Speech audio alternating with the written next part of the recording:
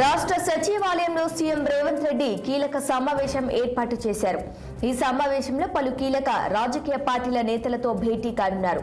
రాష్ట్ర గీతం చిహ్నంపై ప్రభుత్వం తీసుకున్న నిర్ణయాలను రాజకీయ పార్టీలకు సీఎం వివరించనున్నారు. ఇక ఇదే అంశంపై మరింత సమాచారం మా పొలిటికల్ బ్యూరో చీఫ్ రాముడు అందిస్తారు. రాముడు చెప్పండి.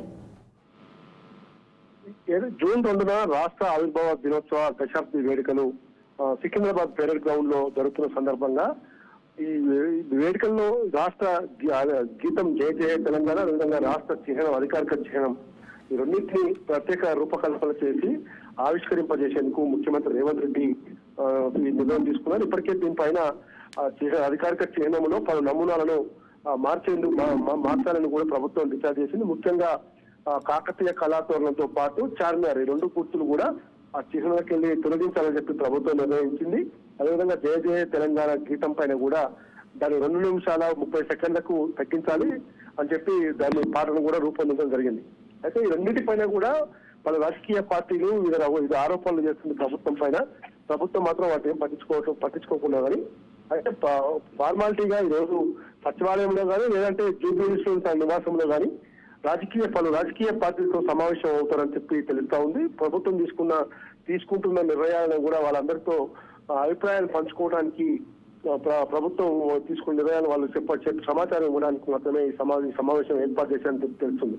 అయితే ఈ సమావేశానికి కాంగ్రెస్ పార్టీ మిత్రపక్షాలైన తెలంగాణ జనసమితి, సిపిఐ మాత్రమే వస్తాయా, లేదు బీజేపీ, టీఆర్ఎస్ కూడా పిలిచారని మాత్రం అధికారికంగా వెల్లడించాల్సి ఉంది.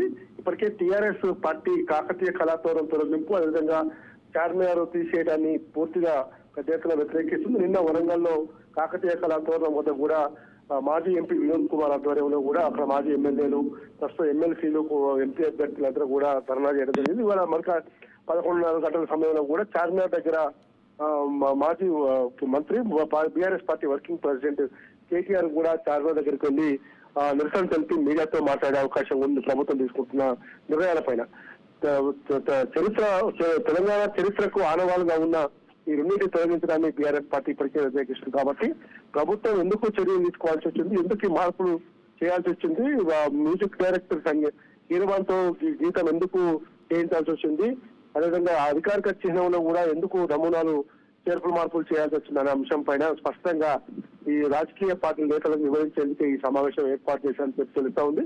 అయితే ఈ సమావేశానికి ఎవరెవరు ఏ స్థాయిలో పిలిచారు, ఏ విధంగా పిలిచారు, కొన్ని ప్రజా సంఘాలను కూడా పిలిచారా, లేదు తెలంగాణ కళాకారుల సంఘాలను కూడా పిలిచారా అనేది మాత్రం సీఎంఓ కార్యాలయ వర్గాలు కానీ ఇతర వర్గాలు కానీ సచివాలయ వర్గాలు కానీ అధికారికంగా మాత్రం ధృవీకరించడం లేదు. కేవలం సమావేశం ఒకటి ఉందని మాత్రం బయటికి చెప్తున్నప్పటికీ కూడా ఆ సమావేశం సచివాలయంలో ఉంటుందా లేదు సీఎం నివాసంలోనే ఉంటుందని మాత్రం తేలాల్సి ఉంది. ఇప్పటి వరకు సీఎం అధికారిక షెడ్యూల్ ప్రకారం మాత్రం 4 గంటలకు 5 గంటలకు అయితే సీఎం షెడ్యూల్ సెక్రటరీకి లేదు, ఇంట్లోనే రిజర్వ్ ఉంది కాబట్టి అది ఇంట్లో కూడా జరిగే అవకాశం ఉందని కూడా చెప్తా ఉన్నారు.